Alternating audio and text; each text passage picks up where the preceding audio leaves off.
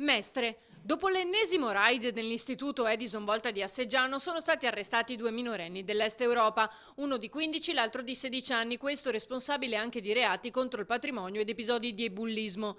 Secondo le forze dell'ordine, che ora dovranno capire se i due siano responsabili anche dei raid precedenti, gli arrestati sarebbero studenti della scuola. Uno dei due ha fatto un passo falso, facendo scattare l'allarme aprendo una porta. Sul posto sono giunte tre volanti che hanno ostruito le vie di fuga, fermandoli. Poi gli agenti hanno effettuato un sopralluogo scoprendo che i vandali avevano svuotato ancora gli estintori e allagato il piano superiore. L'acqua attraverso il controsoffitto ha raggiunto anche l'atrio al piano terra, causando pesanti danni. 15 le aule parzialmente allagate, compreso un vano ascensore. Marghera, datemi i soldi, è una rapina. Avrebbe detto più o meno così un finto cliente alla responsabile dello sportello dell'istituto di credito di Piazza Mercato. Un rapinatore poco esperto, visto che si è presentato a volto scoperto con solo un cappellino in testa e di fronte al diniego degli addetti di dargli il denaro ha fatto dietro front zoppicando.